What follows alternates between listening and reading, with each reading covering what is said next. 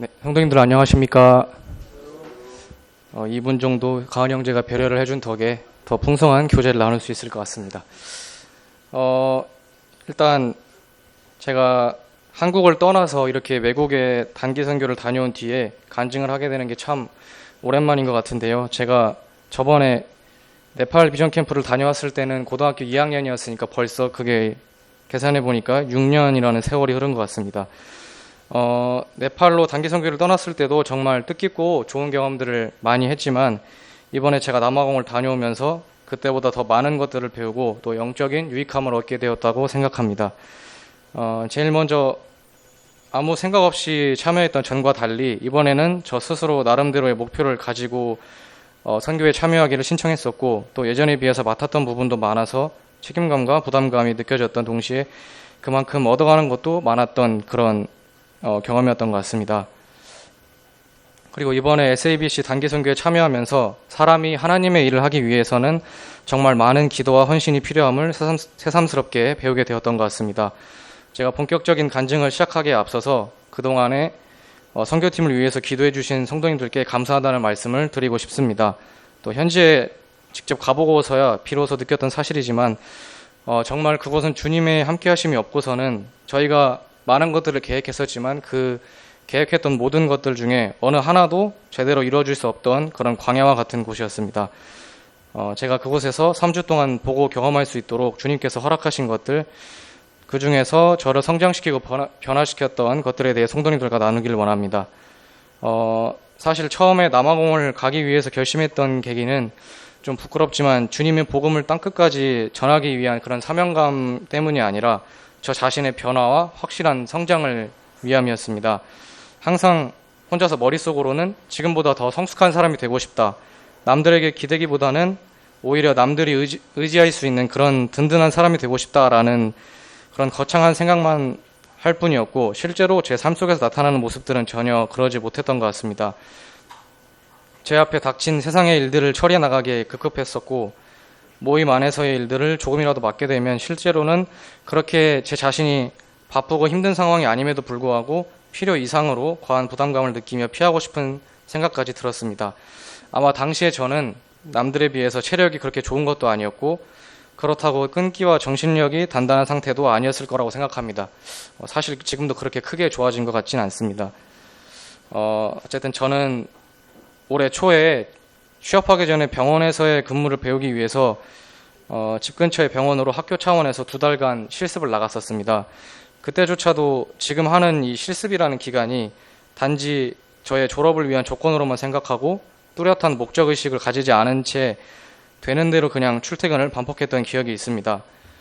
단에서 이런 표현을 쓰기가 조금 조심스러운데 지금의 제가 그 당시에 저를 만날 수 있으면 당장 달려가서 귓방맹이를 한 대 좀 먹이고 싶습니다. 정말 그게 자주 가질 수 있는 기회가 아닌데도 그 정도로 제가 아니란 생각을 갖고 제대로 된 목표와 계획도 없이 살아왔었지만 실습 중에 한 치료사 선생님을 만나서 조언을 듣게 되었는데 그게 참 기억에 남아서 나누기를 원합니다. 저한테 조언을 해주셨던 그 선생님은 평소에도 정말 알아듣기 어려운 철학적인 이야기나 아니면 인생에 대한 자기 자신의 가치관에 대해서 저에게 좀 자주 얘기를 해주셨는데 재미가 너무 없어가지고 오늘도 별로 다를 거 없겠구나 하고 기대감 없이 같이 근무를 했었습니다. 근데 하루는 정말 제 기억에 오랫동안 남을 만한 그런 이야기를 해주셨는데 어떤 내용이었냐면 선생님이 갑자기 저한테 물어보셨습니다. 학생 혹시 오래 달리기 해본 적 있나?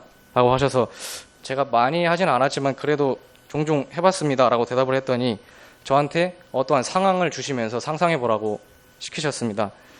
학교 운동장에서 저를 포함해서 수백 명의 친구들이 같이 달리기 시합을 지금 준비하고 있는 겁니다. 그래서 모두 함께 출발을 하는데 지금 중요한 거는 어디로 가야 되는지, 그러니까 방향을 모르고 정확히 어느 정도까지 가야 꼬린 지점이 나오는지에 대해서 전혀 모르는 상태에서 시작을 해야 된다는 겁니다.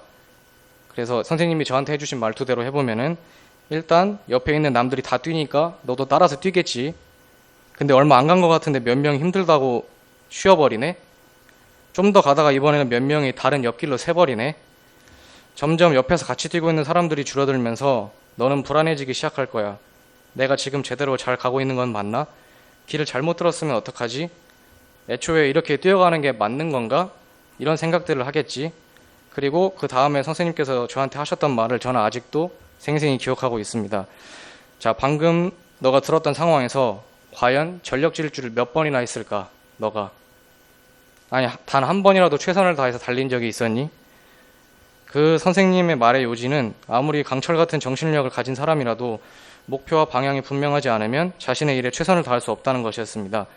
열심히 살아야지라고 생각을 하는 게 아니라 왜 열심히 살아야 하는지에 대해 자신만의 이유를 분명히 하면 그 과정과 결과는 자연스럽게 따라온다는 말이었습니다. 저는 이 말을 듣고 세상에서의 일에는 물론이고 모임 안에서의 신앙생활에 있어서도 좀 조심스럽지만 충분히 적용할 수 있다고 생각을 했습니다. 그러나 지금 당장은 제 신앙생활의 목표나 방향이라는 거창한 것을 저 스스로 정립하기에는 아는 게 너무 없었고 또 하나님의 말씀을 직접 몸으로 경험하고 싶다는 그런 생각이 들게 되었습니다. 결국 저는 제가 현재 알고 있고 또 저에게 보이는 그런 것들 너머에 있는 것들을 경험하기 위해서 남아공 단기선교에 참여하기로 결심하게 되었습니다. 앞서 말씀드린 것처럼 이렇게 제 지극히 개인적인 바람에서 시작된 그런 여정이었지만 정말 감사하게도 하나님께서는 제가 원했던 것 그 이상의 것들을 보여주시고 경험시켜 주셨습니다. 이제 본격적으로 현지에서 있었던 일들에 대해서 말씀을 드리도록 할 텐데요. 한국에서 캠프를 준비하고 현지까지 가는 일정도 정말 개인적으로 쉽지 않았다고 생각을 했는데 막상 남아공에 도착하니까 왠지 모를 위화감과 또 불안감이 엄습해오길 시작했습니다. 저는 원래 정말 쓸데없이 걱정이 많아서 한국에서만 지낼 때도 필요 이상으로 혼자 망상을 좀 자주 하는 스타일인데 이게 지구 반대편까지 날아가서 한국과는 전혀 다른 환경에 노출되다 보니까 오랜만에 정말 다시는 떠올리고 싶지 않은 그런 느낌이 들었던 것 같습니다. 이게 어떤 느낌이었냐면 살짝 과장을 하자면 제가 군대에 입대하고 자대 배치에 처음 받아가지고 선임들이 가득 찬 생활관 문을 딱 열고 들어갔을 때 그 느껴지는 그때의 그 한기와 좀 그 위압감 그런 느낌이 왠지 모르게 들었던 것 같습니다. 머릿속엔 1초에 좀 수십 가지의 걱정들이 지나가는 지금 생각해보면은 그땐 뭐가 그렇게 겁나고 걱정이 됐던 건지 싶은 그런 상태였던 것 같습니다. 근데 신기하게도 공항으로 마중 나오신 최문수 형제님과 박성민 형제님의 얼굴을 보니까 그 모든 불안감들이 차츰 사라져 갔던 것 같습니다. 저만 그랬는지 모르겠는데 뭔가 먼 타국으로 날아온 게 아니라 그냥 남아공에 있는 또 다른 잠실교회를 방문한 느낌이었습니다. 특히 제가 최문수 형제님의 얼굴을 뵌 게 거의 10년 만인데 저번에 전청에 한번 오셨다고 들었었거든요. 그 한국에 방문을 하셔가지고 근데 제가 그때는 아쉽게도 군 생활 중이어서 못 만났었고 마지막으로 뵀던 게 중학교 3학년 때였던 것 같은데 그때 이후로 또 이제 지금 24시 돼서 만나서 거의 10년 만에 뵙는 거라 정말 반가웠던 것 같습니다. 오랜만에 뵌 만큼 형제님의 인상은 제가 기억했던 것보다 많이 좀 푸근해지셨고 한편으로는 또 많이 지쳐 보이시기도 했던 것 같습니다. 그래서 속으로 이번에 캠프 기간 동안 정말 내가 열심히 일해봐야겠다라는 다짐을 하게 되었습니다. 본격적으로 캠프 일정이 시작되기 전에 제가 그 숙소 근처에 있던 마트들을 구경할 기회가 있었는데 이때까지만 해도 제가 아프리카에 왔다는 게 좀 실감이 나지 않았습니다. 한국과 마찬가지로 백화점이나 또 그곳에서의 코엑스몰 같은 거라고 할 수 있는 대형 쇼핑몰들이 있었고 온갖 물건들이 다 있어서 남아공이 아프리카의 유럽이라는 별명이 있다는 얘기는 들어서 알고 있었지만 잘 사는 동네는 이 정도로 인프라가 괜찮을 줄 몰라서 놀랐던 기억이 있습니다. 근데 반대로 과하나 아니면 하만스크럴 지역에 갔을 때는 아 그래 이게 아프리카지 하고 좀 고개를 끄덕이게 됐던 그런 기억이 있습니다. 그리고 해가 지고 밤이 되니까 동네 분위기가 완전히 바뀌어서 형제님께서 남자들도 밤에는 혼자 돌아다니지 말라고 말씀을 하셨는데 제가 이렇게 먼 외국에 나와보니까 비로소 지금 살고 있는 한국의 치안이 얼마나 좋은 편이고 제가 지금까지 안전한 환경에서 살아왔다는 것을 새삼스럽게 깨닫게 되었습니다. 그리고 캠프를 시작한 첫날에는 과학 모임의 주일학교를 진행하게 되었는데 제가 고등학생 때 네팔에 다녀온 이후로 현지인과 영어로 소통하는 건 너무 오랜만이라서 생각처럼 입이 잘 떨어지지 않았습니다. 정말 스스로가 답답하다고 생각하고 있었는데 그 초등학생 정도로 보이는 조그만 아이들한테 뭔가 좀 조롱을 당하는 듯한 느낌이 들었지만 제가 거기다 대고 영어로 뭐라고 대꾸를 할 수가 없어가지고 아는 말이 없으니까 그래서 뭐라고 하지도 못했던 좀 우픈 기억이 있습니다. 근데 다행히 계속해서 뭐라도 뱉어보려고 시도를 하고 주변에서 계속해서 영어를 듣는 환경에 노출되다 보니까 나중에는 저 자신의 영어 실력이 늘었다기보다 뻔뻔함이 좀 늘었던 것 같습니다. 실수를 두려워하지 않는 마음가짐 그런 것도 생겼던 것 같고요. 그래서 결과적으로 캠프 초반에 비해서 뒤로 갈수록 영어로 현지인들과 소통하는 것이 점점 쉬워졌습니다. 그리고 제가 현지에서 아이들을 보면서 들었던 생각이 몇 가지 있었는데요. 물론 지금 저희 잠실교회 주일학교 아이들도 순수하고 좋은 아이들이지만 그곳의 아이들은 제대로 된 그 놀이 문화나 장난감 같은 게 없다 보니까 진짜 별거 아닌 거에도 엄청 좋아하고 흥미를 가지면서 모든 활동에 열심히 참여하는 모습이 참 보기 좋았던 것 같습니다. 그리고 한국에서 봤던 아이들도 승부욕이 강하다고 생각했는데 이곳의 아이들은 진짜 싸움이 날 것처럼 열심히 참여를 해서 또 그 승부욕에 놀랐던 기억도 있고요. 그리고 아이들을 몇 명 그 찬양 시간에 무대로 불러서 율동을 시킨 적이 있었는데 몇몇 아이들은 진짜 프로 댄서들이 추는 것처럼 정말 춤을 잘 추는 아이들이 있어서 확실히 흑인들은 유전자에 음악이 있구나라는 그런 생각도 했던 것 같습니다. 그리고 마지막에 든 생각은 이런 고삐 풀린 망아지 같은 아이들을 잘 통제할 수 있을 때까지 최문수 형제님과 복진자 자매님 그리고 그 초이 3남매 그 밑에 있는 그 모든 가족들이 얼마나 많은 기도와 노력을 기울였을지 생각하게 되었습니다. 그리고 최은혜 자매님의 말을 들어보면 지금의 질서와 체계를 만드는데 거의 10년이 걸렸다고 합니다. 참 어마어마한 노력이 들어갔을 것 같습니다. 그리고 남아공에서 날씨는 정말 거기가 겨울이라서 너무 좋았는데 햇빛이 제가 한국에서만 있었다 보니까 그 정도의 햇빛을 경험한 적이 없었거든요. 한국에서는 그냥 덥고 찝찝하다 정도였다면 남아공은 제가 전자레인지 속에 들어가 있는 그런 느낌이었습니다. 햇빛이 너무 따갑고 아팠어가지고 그래서 제가 선크림을 아무 생각 없이 안 챙겨왔었는데 준비성이 철저한 다른 청년들한테 매번 도움을 받으면서 매번 빌리면서 큰 도움을 받았던 것 같습니다. 제가 분명히 한국에서 출발하기 전이랑 또 최문수 형제님 얼굴 보자마자 열심히 일하고 또 처음 참여해서 모르는 만큼 많이 움직여야겠다라고 생각을 했는데 지금 생각해보면 모두에게 도움만 많이 받은 것 같아서 좀 미안하다라는 그런 생각이 들었습니다. 그리고 현지에서 예배를 드리면서 느꼈던 점들도 있는데요. 저희 형제들은 모두 영어로 감사를 매주 준비해 갔는데 한국어로 준비할 때랑 달리 말씀을 한국어로 먼저 한번 준비해보고 또 영어로 적절한 어휘들을 고르면서 2번 깊이 있게 준비할 수 있어서 저희가 그냥 아무 생각 없이 감사를 준비하는 게 아니라 그 의미에 대해서 깊게 생각해 볼 수 있어서 정말 좋고 유익한 경험이었던 것 같습니다. 뭐든지 간에 영어로 해보고 나니까 한국에서 할 때 두려움이 점점 사라지는 것 같습니다. 한국어로만 해도 되니까 이제.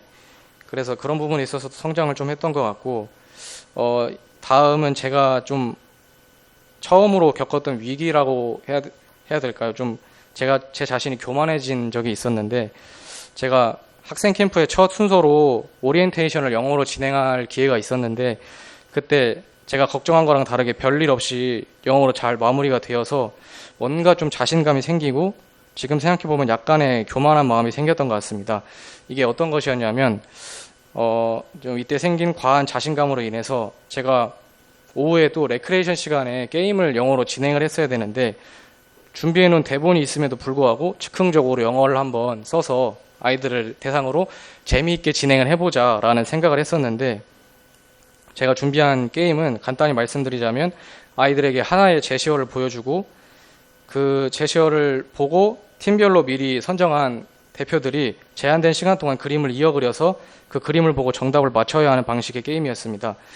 이게 한국어로 해도 설명이 간단하지가 않은 게임인데 영어로 하려다 보니까 그것도 즉흥적으로 예상치 못한 부분에서 막히고 남아공에 와서 처음으로 제가 패닉 상태에 빠졌던 것 같습니다.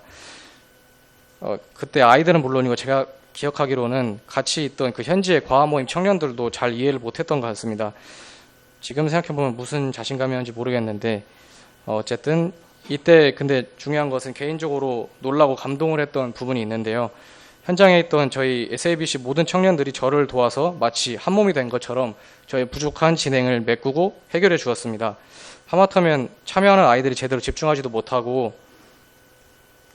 좀 흐지부지 될 뻔한 상황이 될 뻔했는데 팀원들이 도와줘서 나름 성공적으로 마무리할 수 있었습니다. 제가 그 청년들을 절대 무시하려는 건 아니지만 이렇게 돌발 상황이 벌어졌는데도 미리 준비한 것처럼 손발이 척척 맞게 다 같이 움직이는 게 너무나 신기해서 처음 보는 모습이기도 했고 참 감사했었습니다. 그리고 이날 아마 저녁 집회 시간에도 제가 간단하게 나눴던 것 같은데 주님께서 저한테 이렇게 말씀하시는 것 같았습니다. 예찬아, 너 옆에 이렇게 든든한 형제자매들이 있어서 참 다행이다. 그치? 나중에 혹시 세상으로 나가서 혼자 하고 싶은 거 다 하고 다니다가는 무슨 일이 벌어질지 모른다. 그래서 너는 절대로 모임을 떠나지 마라. 그러면 내 옆에는 언제나 네가 넘어질 때마다 일으켜주는 나와 또 모임의 성도들이 함께할 것이다. 라는 말씀을 저한테 하시는 것 같았습니다. 말씀 한 구절 찾아보겠습니다. 베드로전서 5장 6절에서 7절 말씀입니다. 베드로전서 5장 6절에서 7절 말씀입니다. 제가 읽겠습니다. 그러므로 하나님의 능하신 손 아래에서 겸손하라. 때가 되면 너희를 높이시리라. 너희 염려를 다 주께 맡기라. 이는 그가 너를 돌보심이라.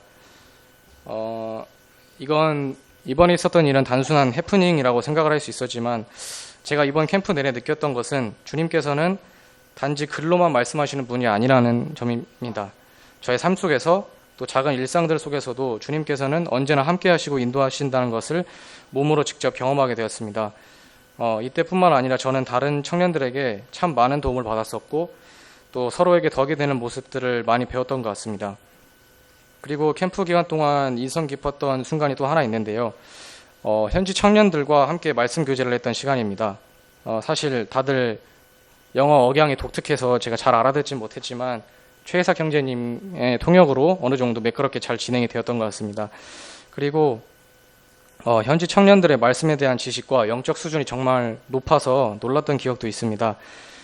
그들이 매주 모여서 성경 공부를 한다고 듣긴 했지만 한국보다 그곳이 훨씬 열악한 환경인데도 이토록 열정을 가지고 하나님을 배우는 청년들의 모습을 보면서 많은 점을 느꼈습니다. 이 청년들을 이 정도로 성장시키시기 위해서 최문수 형제님과 또 전석기 형제님 그리고 그동안 SABC 캠프를 위해 일해주셨던 모든 분들께서 얼마나 수고하고 기도하셨을지 생각해보니 참 감사하고 존경스럽다는 생각이 들었습니다. 그리고 매 순간 하나님께서 함께 하시며 그분을 찾는 모든 사람들에게 지혜와 능력을 허락하셨을 것을 생각해보니 참 감사가 되었던 것 같습니다. 그리고 레소토 전도여행 때 이야기를 빼놓을 수가 없는데요. 한국에서 출발하기 전에도 저희가 버스킹을 준비해야 된다고 들어서 굉장히 걱정이 많이 되고 부담이 됐었습니다. 제가 평소에 춤추는 것을 굉장히 싫어하고 또 피하려는 경향이 있는데 예전에 군대에서 선임들이 시켰을 때도 쭈뼛쭈뼛대면서 제대로 안 할 정도였습니다. 근데 이번에 돌이켜보면 남아공에서 3주 동안 제가 했던 율동과 춤이 제가 평생 동안 했던 것보다 더 많았던 것 같습니다. 레소토에서 버스킹을 할 때 도저히 그 수많은 사람들이 이렇게 지나다니는 광장에서 맨정신으로 춤을 추려니까 좀 힘들었었는데 그 자리에 저만 혼자 있는 것도 아니었고 또 그때 선글라스를 껴가지고 잘 앞이 안 보이니까 좀 부담감이 없어지더라고요. 그래서 그때 살면서 처음으로 저와 청년들이 부르는 찬양의 가사가 다른 사람들에게 정말 잘 전달되기를 바라면서 찬양을 드렸었습니다. 레소토로 출발하기 전에도 이번 전도 여행을 통해서 단 한 명의 영혼이라도 주님을 영접한다면 성공적일 거라고 속으로 생각을 하고 있었는데 참 감사하게도 그날 전도지를 받고 또 저희의 찬양과 율동을 보고 연락해온 사람들이 몇 명 있다고 들었습니다. 또 현지에서 버스킹을 할 때 처음에는 아무도 관심을 주지 않고 그냥 지나쳐 갔었지만 어린아이들부터 한 명씩 모여들더니 나중에는 가까이 와서 전도지를 받아가거나 또 최문수 형제님의 이야기를 들어보는 사람들도 있었고 청년들 사이로 들어와서 함께 율동을 했던 사람들도 있습니다. 그래서 제가 좀 어떻게 보이실지 모르겠지만 감수성이 좀 풍부하거든요. F인데 그냥 그곳에 있던 시간들과 그 순간들이 영화 속의 한 장면 같았다고 스스로 느꼈습니다. 그래서 참 잊지 못할 좋은 경험이 되었던 것 같습니다. 그리고 그곳에서 이제 말씀 시간을 진행할 때 아예 복음을 처음 듣는 사람들도 많았을 텐데 현지인들 중에는 제가 비록 주제 말씀을 준비한다거나 또 통역을 준비했던 건 아니지만 그렇게 구도자들을 대상으로 말씀을 들을 때 시간을 내서 이 자리에 참여한 현지인들이 부디 하나님에 대해서 조금이라도 더 알고 그 마음 가운데 변화가 있기를 기도하게 되었습니다. 그리고 이번에 간증을 준비하면서 좀 뒤늦게 후회되는 점이 있는데 제가 매일매일 그날 느꼈던 감정들과 하나님께서 주시는 말씀들을 제대로 기록해 놓지 않았다는 점입니다. 한국에 오고 나서 나름 열심히 좀 상기시켜 보려고 하고는 있었는데 그 기분과 감동이 생생할 때 기록하는 것만큼은 잘 안 되는 것 같습니다. 또 만약에 다음에도 이렇게 단기 선교를 갈 기회가 있다면 그때는 미루지 않고 평소에 잘 기록하는 습관을 들여야겠다고 생각이 들었습니다. 그리고 정말 스스로 이런 생각을 하면 안 되지만 캠프가 끝나가면 개인적으로 주님께 이런 기도를 드린 적이 있습니다. 주님, 저 나름 열심히 일하고 뜻깊은 시간들을 보낸 것 같은데 제발 크루거에 갔을 때 많은 동물들, 특히 사자를 보게 해주세요. 정말 간절히 기도드립니다. 자꾸 이런 식의 잘못된 저의 필요를 구하는 기도를 드렸었지만 정말 감사하게도 주님께서는 크루거에서 투어를 할 때 저의 기대를 넘어서는 수많은 동물들과 대자연의 신비를 보여주셨습니다. 그리고 이 중에서 저의 어린 시절을 아시는 분들은 잘 아시겠지만 저는 정말 사자를 좋아했었습니다. 어렸을 때. 유치원생 때는 제가 어른이 되면 사자가 되는 줄 알았습니다. 그렇게 어린 시절 꿈으로만 간직하고 있었던 사자를 그것도 다 큰 성체 숫사자를 3마리나 가까이서 볼 수 있었습니다. 이렇게 남아공에서 많은 일들을 경험하고 배움으로 저의 내면에는 작은 변화들이 점차 일어나게 되었습니다. 말씀 몇 구절 찾아보도록 하겠습니다. 로마서 8장 5절에서 7절 말씀입니다.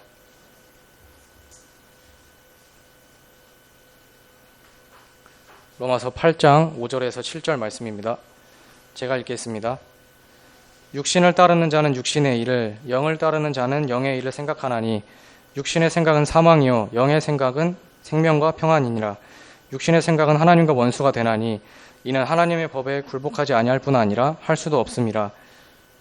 그리고 시편 139편 7절에서 10절 말씀 한 구절 더 찾아보겠습니다. 시편 139편 7절에서 10절 말씀입니다. 내가 주의 영을 떠나 어디로 가며 주의 앞에서 어디로 피하리이까.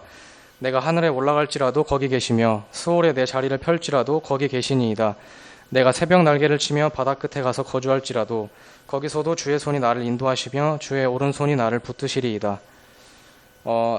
제가 남아공에 오기 전에는 정말 부끄러운 얘기지만 성도라고 할 만한 삶을 제대로 살지 못했던 것 같습니다. 항상 매일매일 하나님과 모임 생활에 관련된 것보다 세상에 있는 즐길거리들을 더 많이 경험하고 생각했던 것 같습니다. 생각이 세상에 머물러 있으니까 당연히 모임 생활을 좀 의미 없이 이어간 적도 많고 지금보다 조금은 쉬엄쉬엄 하고 싶다는 그런 잘못된 생각도 했었습니다.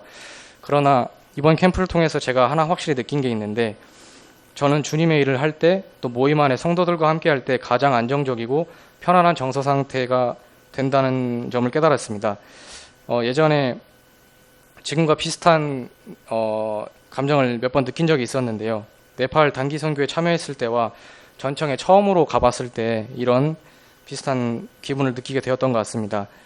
제가 그곳에 가 있는 동안에는 평소에 하고 싶었던 게임이나 유튜브나 운동 등 그런 것들을 제대로 할 수 없는 상황이고 또 하지도 않고 있는데도 오히려 그런 것들을 마음껏 즐겼을 때보다 영적으로는 당연하고 또 정서적으로 더 만족스럽고 행복한 시간들을 보낼 수 있었던 것 같습니다.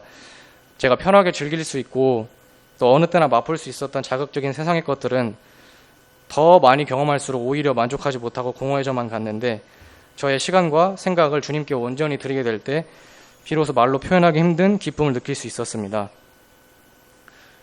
이것은 단순히 좀 긍정적인 그런 감정을 넘어서서 제가 정말 있어야 할 곳에 있고 제가 나아가야 할 방향으로 제대로 나아가고 있다는 그런 생각이 드는 경험이었습니다. 그냥 사람은 원래 하나님 안에서 이렇게 살아가는 게 맞는 거구나 하는 깨달음을 마음속 깊게 할 수 있었습니다. 그리고 또 한 가지 느낀 점이 있다면 현지의 아이들과 또 청장년층 분들을 위해서 수고하고 헌신하는 저희 SABC 팀원들을 볼 때 사람이 정말 행복하고 완전해지기 위해서는 갖고 싶은 것을 더 많이 가지는 것이 아니라 오히려 자신의 것을 남들에게 베풀어야 한다는 것을 깨닫게 되었습니다. 예수님의 모습을 말씀에서 살펴보면 알 수 있듯이 제자들에게 보이신 모습들도 그들에게 권위를 세우고 섬김을 받으시려고 한 것이 아니라 오히려 그들을 사랑하시고 먼저 발을 닦아주시는 모습을 알 수 있습니다.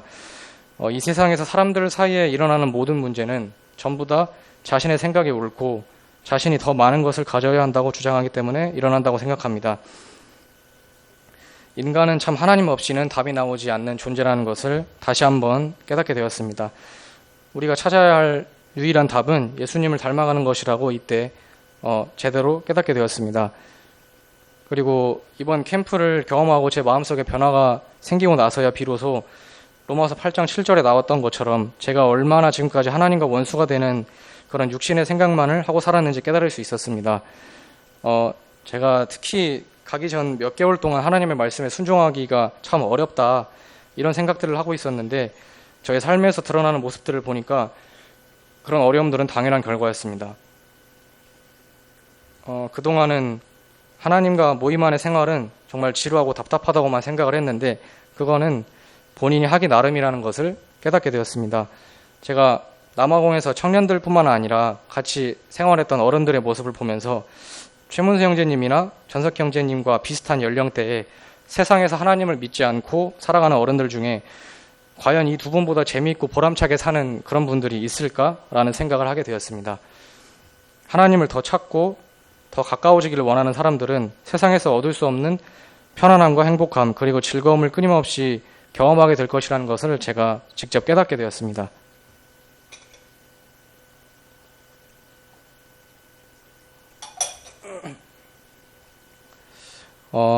한국에서는 솔직히 말씀드리면 별 생각 없이 말씀을 읽고 기도를 하고 또 예배에 참여하는 그런 잘못된 신앙생활을 했었지만 이제는 그러한 일상의 작은 모든 순간들 하나하나에 하나님께서 함께 하신다는 것을 몸으로 경험하고 느낄 수 있어서 너무나 유익했던 캠프였습니다. 그리고 이렇게 하나님을 경험하는 일을 꼭 현지에서뿐만 아니라 한국에서도 계속할 수 있기 위해 말씀을 꾸준히 읽고 하나님과 교제하는 시간을 가져야 할 필요성을 느끼게 되었습니다. 저의 이러한 결심들과 지금 새롭게 하고 있는 노력들이 한두 달만 하고 흐지부지 되지 않도록 제가 한 번에 확 불타고 끝나버리는 금방 꺼지는 성냥불이 아니라 잔잔하지만 절대 사그라들지 않는 불씨 같은 그런 삶을 살 수 있도록 기도해 주시면 감사하겠습니다. 그리고 제가 지금까지도 이 말을 단에서 할까 말까 정말 고민했던 말이 있는데요. 최문수 형제님께서 꼭 영어로 한마디 하라고 저에게 부탁을 하셔서 제가 용기를 내서 한마디 영어로 해보겠습니다. Brother 기훈, South Africa is calling you. 그리고 제가 간증을 마치기 전에 특송을 한 곡 준비했는데요. 제목은 날마다 감사해요라는 곡입니다. 이 가사의 모든 부분이 이번에 제가 남아공에서 느꼈던 감정들과 생각들과 거의 유사해서 선곡을 안 할 수가 없었습니다. 특별한 일상이 없더라도 하나님께서 저희에게 주시는 은혜를 알고 날마다 하나님께 감사를 드린다는 내용인데요. 사실 이게 남녀 듀엣곡이라 제가 혼자 하면 많이 칙칙할 수 있지만 멜로디보다는 가사의 내용에 집중하시면서 들어주시면 감사하겠습니다.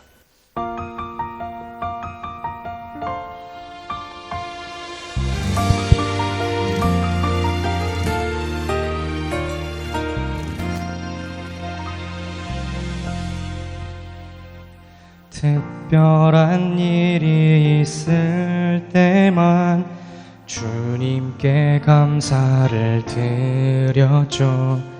바라던 일이 이루어졌을 때, 원하던 선물을 받았을 때, 하지만 이제 깨달았죠. 날마다 감사할 이유를 하나님께서 나를 위하여 날마다 주시는 선물을 아침 햇살 창가를 두드릴 때 불어오는 바람 나를 감쌀 때 밤하늘 별들의 자장가로 날마다 내게 속삭이시네. 너는 나의 사랑 어여쁜 신부, 너는 나의 기쁨 영원한 노래.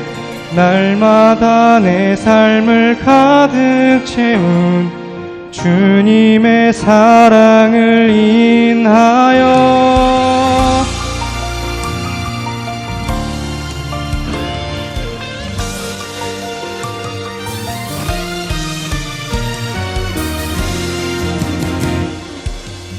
특별한 일이 있을 때만 주님께 감사를 드렸죠. 바라던 일이 이루어졌을 때, 원하던 선물을 받았을 때, 하지만 이제 깨달았죠. 날마다 감사할 이유를. 하나님께서 나를 위하여 날마다 주시는 선물을 아침 햇살 창가를 두드릴 때 불어오는 바람 나를 감쌀 때 밤하늘 별들의 자장가로 날마다 내게 속삭이시네. 너는 나의 사랑 어여쁜 신부, 너는 나의 기쁨 영원한 노래. 날마다 내 삶을 가득 채운 주님의 사랑을 인하여 나 홀로 어둠 속에 있을 때도 걱정과 두려움 날 둘러싸도 내가 늘 너와 함께 있단다. 날마다 내게 속삭이시네. 내 이름을 손바닥에 새기사 눈동자같이 날 지켜주시네. 날마다 내 삶을 가득 채운 주님의 사랑을 인하여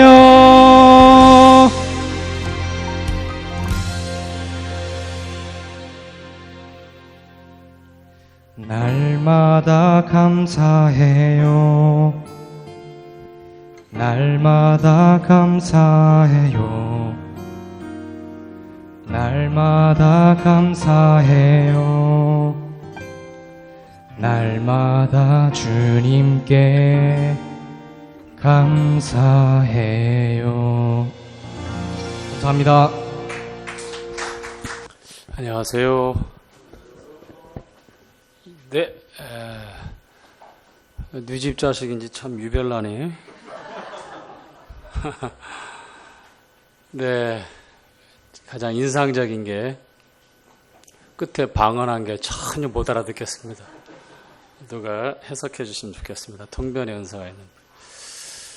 네, 우리 청년들이 이번에 그 SABC 단기 선교 캠프에 많이 갔다 왔는데, 뭐 오늘 간증을 한 청년의 간증으로 끝나는 것이 아니라 아마 동일하게 다 공감하고 있을 내용인 것 같고, 가만히 듣고 있으면 매번 우리가 같이 똑같이 이제 공감되는 부분이지만, 이렇게 일상에 젖어서 매주마다 큰 변화 없이 어떤 동기부여가 되지 않은 상황에서 예배당을 출입하고 또 함께 집회 가운데 참석하면서 어떤 큰 변화도 기대 못하고 그렇게 시간을 많이 보내는 것 같은데, 이렇게 평범한 일상이 돌이켜보면 정말 중요합니다. 이러한 일상이 없고서야 특별한 이벤트 같은 혹은 우리의 그 힘을 몰아서 또 연합해서 선을 이루어야 될 이러한 단기 선교 기간 동안에 그 일들을 또 발휘할 수 없죠. 그 진가가 또 빛날 수도 없고요. 어떤 특별한 이벤트 같은 어떤 기간에 경험했던 것뿐만 아니라 저희들이 평범한 일상이지만 매일 반복되지만 그래서 무료하고 너무나 지치는 것 같아서 내가 이렇게 지내는 게 맞나 싶을 정도로 고개를 갸우뚱거릴 때가 있지만 그럴 때마다 우리가 마음을 다독이고 한 번 더 기억해야 될 것은 반복되는 일상인 우리 평범한 삶이 정말 중요하다. 이스라엘 백성들에게 광야 40년 기간 동안 하루하루 빠지지 않고 내렸던 만나를 하나님께서 허락하셨던 그 삶에 비밀이 담겨져 있죠. 그렇죠? 메추라기가 그들의 삶을 변화시키거나 지탱해 주는 게 아니었습니다. 고기가 먹고 싶고 또 애굽에서 먹었던 그런 기력을 보두는 강장식품들이 삶을 행복하게 하는 것이나 또 풍부하게 하는 것이 아니었습니다. 하루하루 무미건조한 것 같지만 하나님께서 변하지 않고 또 약속하신 말씀 그대로 선대하시는 그 선대하심을 따라서 날마다 내려주시는 만나와 또 어제 봤던 그리고 오늘 경험하고 있는 구름기둥과 그 불기둥 동일합니다. 변하지 않습니다. 우리의 마음이 산란하고 변화되어질 때 기억했으면 좋겠습니다. 아울러서 이런 좋은 그러한 팀원들과 함께 좋은 경험을 통해서 우리 마음의 목적과 방향을 다시 한번 정할 수 있다는 것이 얼마나 뿌듯합니까? 그렇죠? 예, 무료한 삶에 변화 주는 것, 이러한 영적인 도전과 훈련을 통해서 가능하다고 생각을 합니다. 내년에 또 벌써 15명에서 20명 선착순 이렇게 했는데 벌써 형제님께 또 가겠다고 하는 사람이 들어왔는지 모르겠습니다만 늦지 않게 신청하시기 바랍니다. 저는 기억에서 지워주시고요.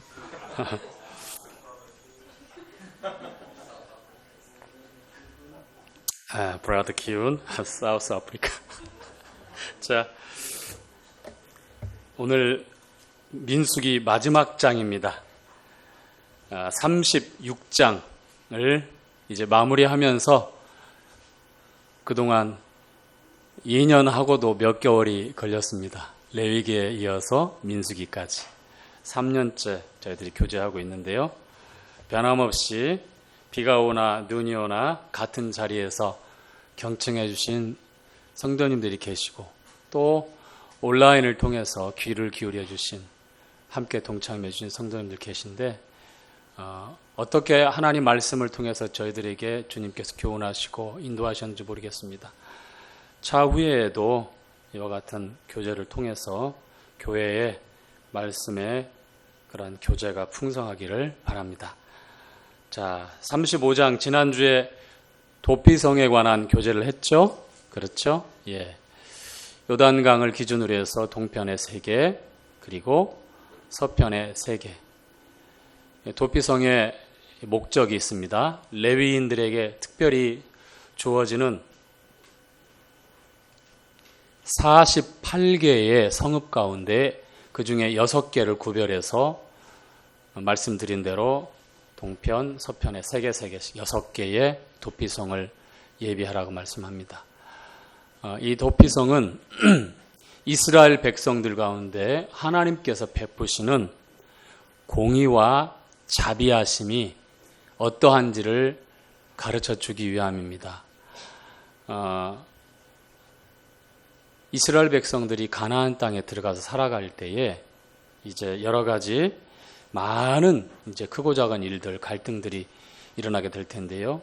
12지파가 각각 자신들의 기업을 제비를 뽑아서 얻게 되면 많이 기업을 얻은 지파에서는 많은 성읍을 레위인들에게 내어주고 그렇지 못한 지파는 거기에 맞춰서 구별하여 성읍을 내어주게 되어 있습니다. 그래서 이스라엘의 12지파가 구별해서 48개의 성읍을 내어주면 그 가운데 6개의 성읍을 도피성으로 특별히 예비합니다.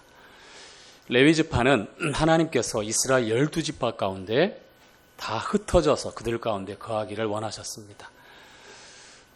물론 세겜성에 있었던 창세기 49장의 야곱의 예언에 따라서 흩으신다고 했던 하나님의 말씀이 이루어진 것도 사실이지만 그러나 이것이 전화위복이 되어진 것이죠. 그것이 예루살렘에 성도들이 모여서 그렇게 즐거워하고 행복해하던 복음 안에 누렸던 그 삶이 스데반의 순교 이후에 이제 예루살렘의 12사도 외에는 전부 다 흩어지게 되죠. 그래서 예루살렘과 온 유대와 사마리아와 땅끝까지 이르러 내 증인이 되리라 했던 하나님의 그 말씀, 지상태의 명령의 주님의 그 복음을 전하라고 하는 말씀이 이제 성취되어지는 그런 일들이 일어납니다. 그것이 핍박에 의해서 흩어지는 거였지만 결국 이방인에게까지 편만하게 은혜의 복음이 전해지게 됩니다.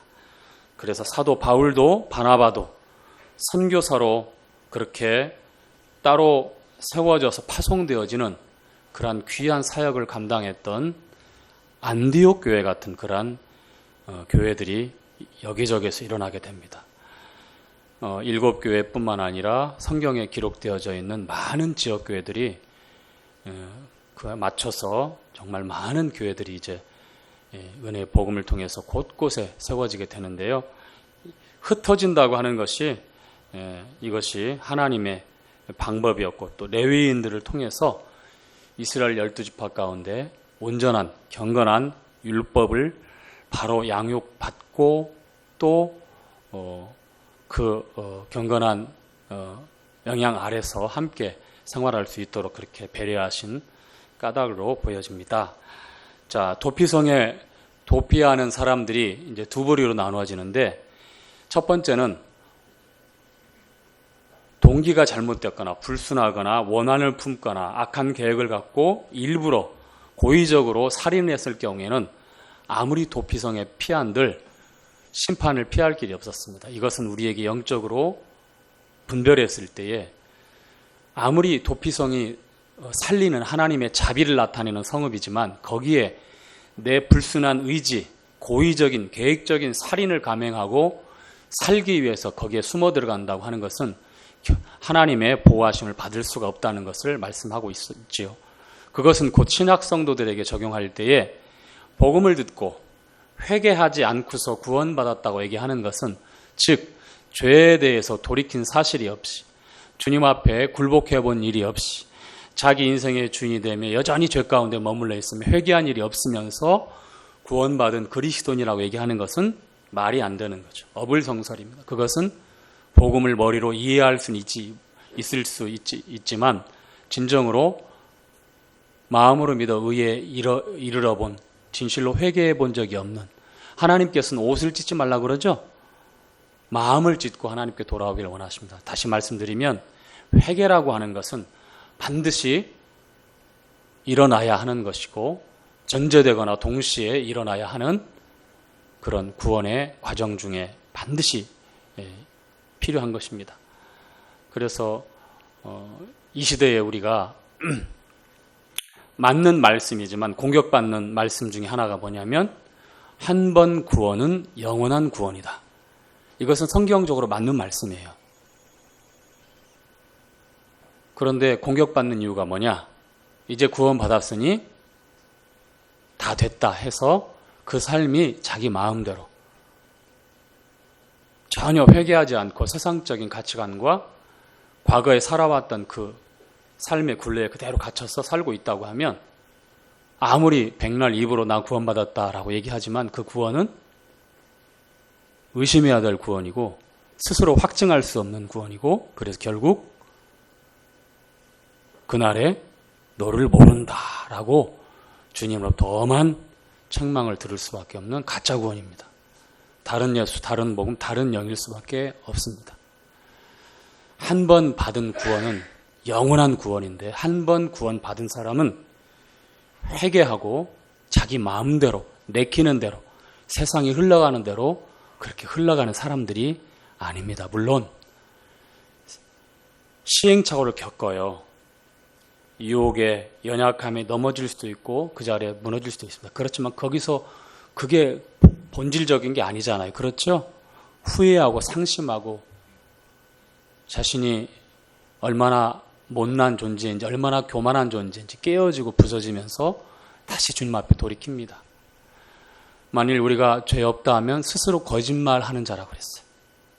우리가 우리 죄를 자백하면 하나님 미쁘시고 의로우사 우리 죄를 사하신다고 말씀했습니다. 주님의 피가 우리를 더러운 죄로부터 깨끗게 하신다라고 말씀하셨습니다. 이것은 다시 구원 받아야 되기 때문에 하시는 말씀이 아니죠. 구원받은 성도에게 회개의 삶, 자백의 삶, 경건한 거룩한 삶을 위해서 하나님 앞에 그렇게 살기를 바라시는 겁니다. 이 은혜의 복음을 잘못 오용하는 사람들이 어떤 사람들이에요? 그 당시에도 있었습니다.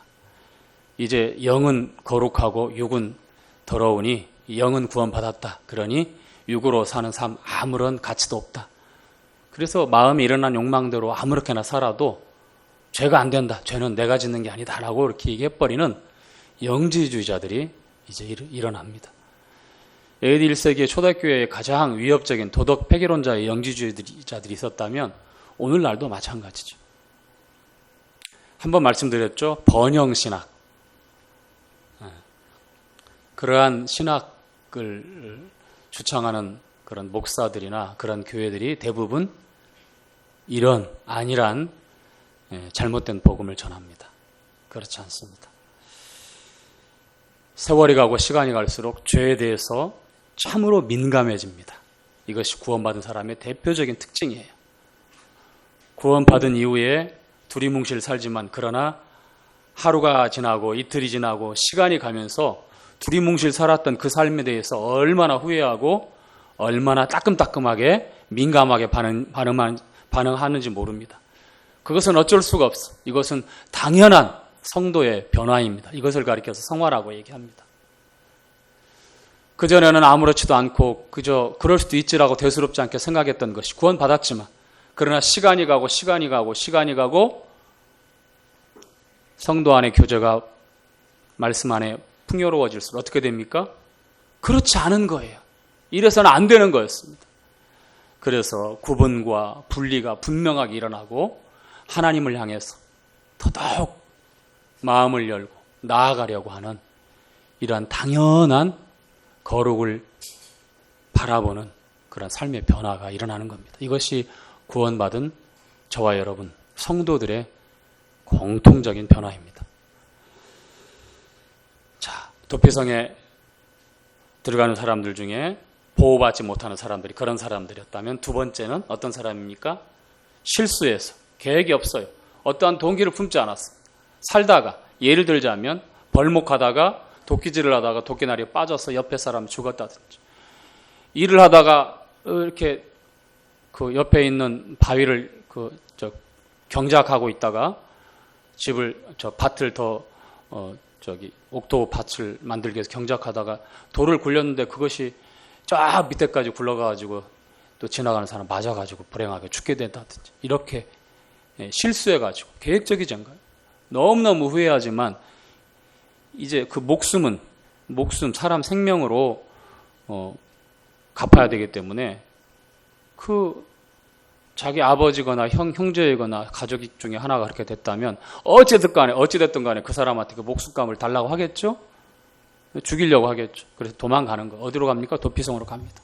가장 가까운 곳. 여호수아 20장에 보니까 북쪽, 중간, 남쪽에 이렇게 적절한 위치에서 접근하기 용이하게 이렇게 그 도피성을 위치해 놨죠. 그렇죠? 예.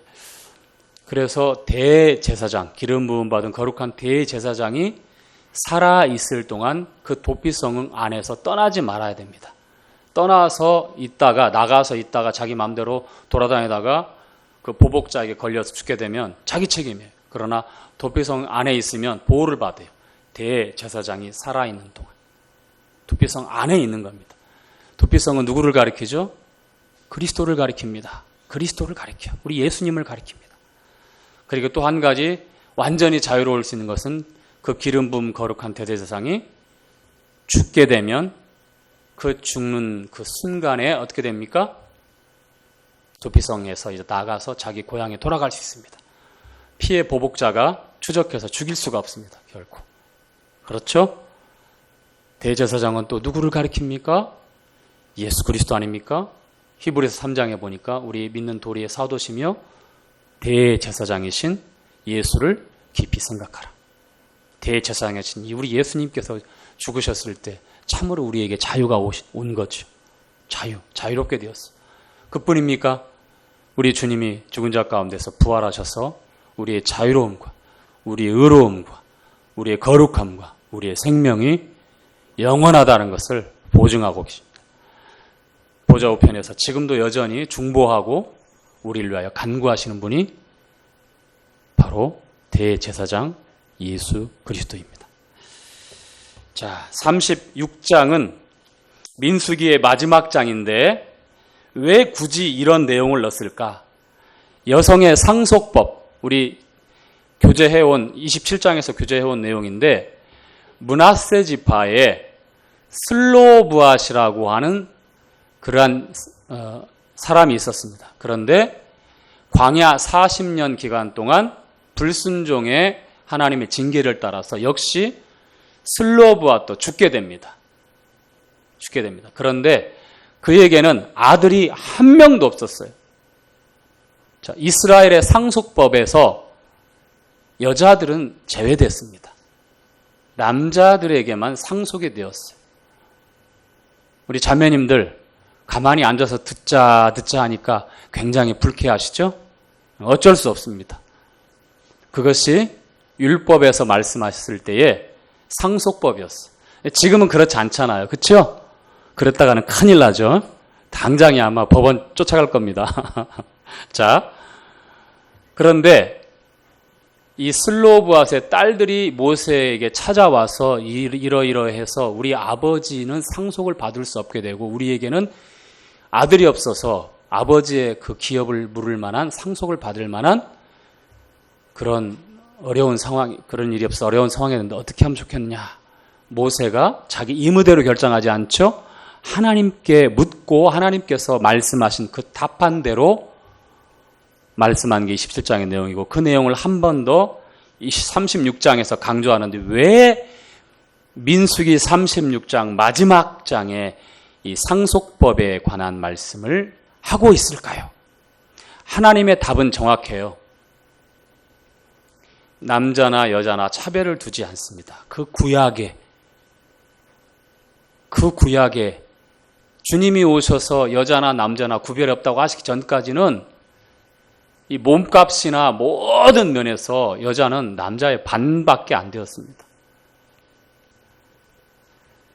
상속법에서도 제외됐어요. 그런데 이 이후에 모세가 하나님께 받아서 이제 새로운 상속법을 정한 후에 이제 여자들에게도 상속법이 이루어지는데 자, 아들이 없다면 그 아버지의 기업을 이을 아들이 없다면 여자아들, 딸들도 아버지의 받을 상속을 물려받을 수 있다라고 그렇게 상속법을 세웠습니다. 그런데 그 집에 딸들도 없다, 아들도 없고 딸들도 없다. 그러면 아버지의 형제들 가운데 아버지의 형제들 가운데도 없고 독자가 됐어요. 어떻게 됩니까? 그럼 할아버지의 형제들. 그리고서 그것도 여의치 않으면 만약에 다 죽어서 없다 하면 어떻게 될까요? 친척 중에 가장 가까운 사람이 그 기업을 물을 수 있게 됩니다. 그게 룻기에도 나오죠. 예, 룻기에도 그 기업 물을 때 신발을 벗어서 이렇게 내놓는 부분들. 자, 36장 1절부터 4절까지 여자의 상속에 대한 이제 문제가 한 번 더 제기되는데 어떻게 얘기하냐면 므낫세 지파에 속한 이제 가정들이 두령들이 와서 얘기를 하는 겁니다. 슬로바스의 딸들이 그 기업을 상속을 받고 이래저래 해서 저기 르벤 지파 김대우라고 하는 청년을 좋아해가지고 시집 가버리면 어떻게 됩니까? 그러면 르벤 지파 김대우의 지파가 돼버린 거예요. 이제 희년이 되면 50년째 희년이 되면 원 주인에게 돌아가는데 그게 남편에게 자연스럽게 귀속돼 버려요. 원래 돌아올 그 주인이 없어지니까 결혼해버려 해서 그래서 이 문제에 대해서 딱 그 내놓고 이제 제시를 하고 서 어떻게 하면 좋겠습니까? 그게 이제 문제입니다. 그래서 이 슬로바스의 5 딸들이 정말 그 좋아하는 정인들이 있을 텐데 유다 지파에도 있을 수 있고 에브라임 지파에도 있을 수 있고 여러 지파에 내가 그동안 마음에 품고서 정말 품고 있었던 정인이 있었는데 그게 므낫세 지파가 아니면 어떻게 될까요? 자, 5절부터 9절까지 이제 어떤 내용이냐면 자, 하나님의 계시를 따라서 모세가 어떻게 답변합니까? 자, 5절부터 한번 읽어볼까요? 자, 모세가 가롯 여호와의 말씀으로 시작. 모세가 여호와의 말씀으로 이스라엘에게 명하여 가롯 요셉 자손 지파의 말에 옳도다. 슬로바스의 딸들에게 대한 여호와의 명이 이러하니라. 이르시되 슬로바스의 딸들은 마음대로 시집 가려니와 자, 어떻게 하라고요? 자, 마음대로. 자, 결혼은 개인적인 선택입니다. 자, 마음대로 결혼할 수 있습니다. 마음대로. 자, 옳았구나, 잘됐다 생각하는 청년들 지금 오늘 있을지 모르는데 주의하시기 바랍니다. 그런데 자, 보십시오. 자, 마음대로 시집 가려니와 계속해서 오직 시작. 오직 그 조상 지파의 가족에게로만 시집 갈지니 어떻게 결혼할 수 있다고요? 가족 지파. 어떤 지파만 어떤 지파에게만 갈 수 있어요? 자, 슬로보앗의 딸들은 슬로보앗이 므낫세 지파입니다. 그 딸들도 므낫세 지파입니다. 자, 그러면 결혼의 대상자, 남편감으로 봐야 될 청년들은 어떤 지파에 속한다고요? 므낫세 지파의 청년들 외에는 결혼의 대상자가 안 된다고 하는 겁니다. 기업이 그런 겁니다. 기업. 자, 고린도후서 6장에 너희는 믿지 않는 자와 멍해를 같이 하지 말라라는 말씀이 있어요. 어찌 하나님의 성전이 우상하고 벨리알이 어찌 함께 할 수 있냐라고 말씀하죠. 그렇죠? 그런데 가끔 가다가 우리가 보면 마음대로 선택할 수 있다. 맞다. 내 인생 내 것이지 않느냐라고 많은 사람들이 얘기하면 맞습니다. 여러분 인생 여러분 겁니다. 정말 그렇습니까? 여러분 인생 여러분 겁니까? 여러분 값주고 산바되었잖아요. 하나님이 뜻하시는, 하나님이 말씀하시는 하나님의 계획과 하나님의 뜻 안에서 여러분의 자유를 마음껏 사용하는 겁니다. 하나님의 말씀을 벗어나서 내 마음대로 하는 것은 방종이며 죄라고 하는 겁니다. 하나님의 말씀은 족쇄가 아닙니다. 하나님의 말씀은 우리를 얽어매는 굴레가 아닙니다. 참으로 우리를 안전하게 지켜주는 그런 피난처요, 우리를 풍요롭게 하는 그런 울타리입니다. 내 마음대로 결정했을 때에 행복할 것 같고 그것이 내 인생에 참으로 중요한 행복을 여는 첫 단추인 것 같지만 그렇지 않습니다. 뼈저린 후회를 하게 됩니다. 자, 7절 시작. 그리하면 시작. 그리하면 이스라엘 자손의 기업이 이 지파에서 저 지파로 옮겨지지 않고 이스라엘 자손이 다 각기 조상 지파의 기업을 지킬 것이니라 하셨느라. 자, 9절까지 이스라엘 자손의 지파 중 무릇 그 기업을 이은 딸들은 자기 조상 지파 가족되는 사람에게로 시집 갈 것이라. 그리하면 이스라엘 자손이 각기 조상의 기업을 보존하게 되어서 그 기업으로 이 지파에서 저 지파로 옮기게 하지 아니하고 이스라엘 자손 지파가 각기 자기 기업을 지키리라. 자, 어떤 말씀인지 아시겠죠? 모세를 통해서 하나님께서 말씀하셨어. 므낫세 지파 슬로바스의 딸들 자기 마음대로 결혼할 수 있지만 그러나 므낫세 지파 안에서. 왜냐하면 기업, 성도들이 가진 기업이 뭡니까? 유업이 뭡니까? 하늘에서는 주의 누가 내게 있으래요. 땅에서는 주밖에 나의 사모할 자 없나이다. 내 육체와 마음은 쇠잔하나 하나님은 내 마음의 반석이시요 영원한 분깃이시니라. 분깃, 이것이 바로 기업이며 우리가 상속받는다는 겁니다. 썩지 않고 쇠하지 않고 더럽지 않는 주님이 예비하신, 하나님이 주님과 그리스도 안에서 예비하신 우리가 받을 상속 기업이 바로 하나님 당신이 되신다라고 말씀하시는 거예요. 레위 지파를 통해서 우리에게 얼마나 자주 말씀하고 있습니까? 레위 지파에게는 다른 기업을 주지 않아요. 다른 성이나 땅을 12지파처럼 주지 않습니다. 왜 그렇습니까? 내가 너희들의 기업이라는 거예요. 너희들은 내 것이라는 겁니다. 성도들, 그리스도인들의 기업은 바로 주님이에요. 하나님입니다. 하나님이 전부라는 거예요. 이것은 필요할 때만 하나님 찾고 그렇지 않을 때는 내 마음대로 선택하고 그렇게 결정하는 삶을 가리켜서 말씀하는 게 아니죠. 오늘 36장의 마지막 이 기업 부분에 있어서 다시 한번 강조하고 있는 내용은 결코 소리할 내용이 아닙니다. 이스라엘 백성들이 정복한 땅은 어떤 겁니까? 그들의 기업이에요. 기업은 옮겨지거나 다른 누구에게 양도되어지는 게 아니잖아요. 내 것이잖아요. 전부입니다. 그래서 이것은 변하지 않도록 12지파가 제비 뽑아서 얻게 되는 하나님으로부터 받은 그 약속의 땅 한 평 한 평, 심지어 한 뼘 한 뼘 내가 밟는 그 모든 땅들마다 기업이기 때문에 그것을 가꾸고 지키고 다스리는 겁니다. 우리에게 허락하신, 성도에게 허락하신 썩지 않고 쇠하지 않고 더럽지 않은 하늘에 속한 신령한 기업. 하나님은 내 마음의 반석이시요 영원한 분깃이시니라. 우리의 자유는 말씀 안에서 마음껏 누릴 수 있는 자유.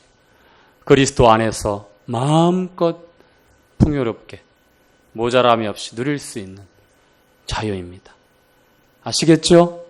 네, 다른 곳에서 우리의 기업을 찾는다든지 다른 선택을 하게 되면 주님께서 이스라엘 백성들을 인도하신 그 목적과 이유를 상실하게 돼요.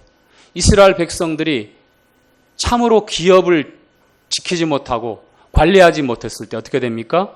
이방 민족이 당했던 똑같은 것처럼 쫓겨나고 멸망해서 이제 나라 없이 만국의 세월을 보내게 됩니다. 그것이 우리가 알고 있는 이스라엘의 역사 아닙니까? 그렇죠? 우상 숭배를 통해서 영원한 분기시고 기업 되신 하나님을 버렸어요. 등졌습니다. 자, 민수기는 광야에서라고 하는 그런 원제가 있죠. 그렇죠? 민수기 1장을 착 보니까 처음에 교제할 때 베미드바르라고 이렇게 불려졌다고 해요. 베미드바르. 광야에서. 지금 민수기 백성민 숫자에도 기록할 게 있어서 이렇게 되어 있는데 numbers 영어로는 그렇게 표기가 되어 있죠. 이스라엘 백성들의 시내 광야에서 1차 개수, 그리고 40년이 지나서 광야 모압 평지에서 2차 개수, 60만 3,550명, 60만 3,100 몇 명 좀 줄었죠. 한 180명이 줄었죠. 그 과정, 바란 광야까지 가서 가네스 바네아에서 어떤 반역을 통해서 3일 길에 들어갈 가나안 땅이 40년을 헤매야 되는, 돌고 하나님께서 그럼에도 불구하고 약속의 땅까지 어떻게 인도하시고 어떻게 보호하시는지, 그 증거가 바로 성막이며 그 증거가 바로 매일마다 떠오르는 구름기둥이며 매일 밤마다 그들이 목도하게 되는 불기둥이고, 그리고 그들을 늘 보호하시고 먹이시는 그 만나를 통해서 하나님의 은혜를 이스라엘 백성들은 늘 경험하게 되었습니다. 우리는 민수기서를 통해서 고린도 교회 성도들을 향해서 바울이 경고하고 있던 것처럼 구약의 성도들이 어떠한 징계를 받고 어떠한 고난 가운데 멸망하게 되었는지가 나옵니다. 우리는 교훈받기 위해서 이러한 말씀을 교제하기도 하고요. 그 다음에 가장 중요한 것은 하나님께서 우리의 인도자가 되시고 우리의 기업이 되시고 그리고 우리를 위해서 예비하시는 그러한 주님이시다라는 것이 민수기의 내용입니다. 그간 레위기에 걸쳐서 민수기까지 수요일마다 늘 반복되는 내용이 이어졌고, 그리고 형제님 왜 이렇게 서두가 길어 이런저런 볼멘소리도 많이 듣게 되고 그랬지만 경청해 주시고 함께 교제하시면서 또 개인적으로 또 이런저런 또 교제의 내용을 말씀해 주신 성도님도 계시는데 참 감사합니다. 차후에 또 어떻게 주님이 인도하셔서 수요일 날 교제가 이어질지 모르겠지만 계속해서 수집회의 말씀을 통해서 잠실 지역교회에 풍성한 교제의 시간이 계속되어지길 바랍니다. 감사합니다.